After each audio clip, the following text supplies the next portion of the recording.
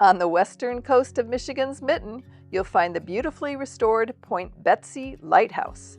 Hi, I'm Lori, a senior solo traveler, and I recently visited this scenic and historic place.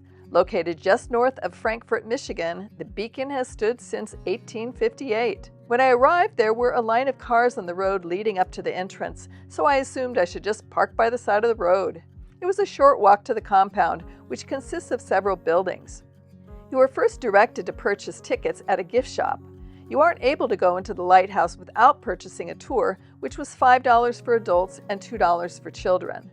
I arrived at 11:50, but was told that the next tour was not until 12:20.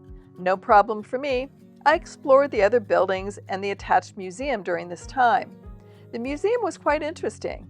It took you through a timeline of when the lighthouse was built, how it functioned, and how it adapted to scientific developments over time.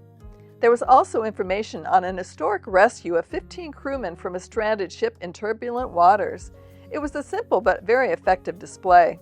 I then traveled outside to the edge of the cliffs, where some Adirondack chairs were lined up. I had heard that people come here to watch the sunset, so I assumed those chairs would have been a good viewing spot. There was a small cylindrical building called the Oil House, which held all the kerosene required as fuel for the lighthouse in the late 1800s. Since I still had time to kill, I circumnavigated the building, which is truly striking. Evidently, as the need to house more staff for the lighthouse grew, they expanded the keeper's quarters.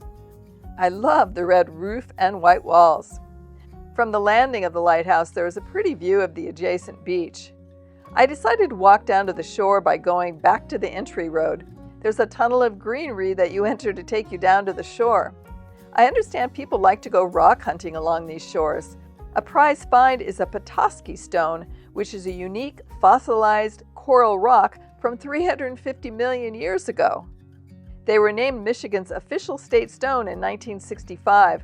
Of course, I had to look it up after hearing that, and yes, they are pretty magnificent stones. It was finally time for the tour, so I headed back to the lighthouse.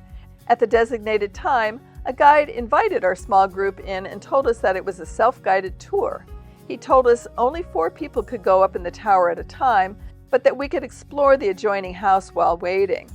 There were several rooms to the house with some historic artifacts and displays. I love this piano with some push buttons that I found fascinating. There was a measuring chart on the wall saying that if you were too short, you weren't allowed to climb the lighthouse stairs.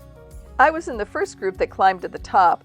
There are 28 very narrow spiral stairs, and we were given warning to watch our heads in 2 places.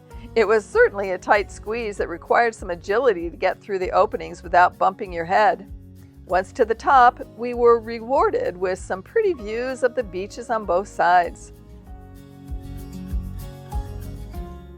There wasn't much space up top, so I could see why they had to limit the number of people.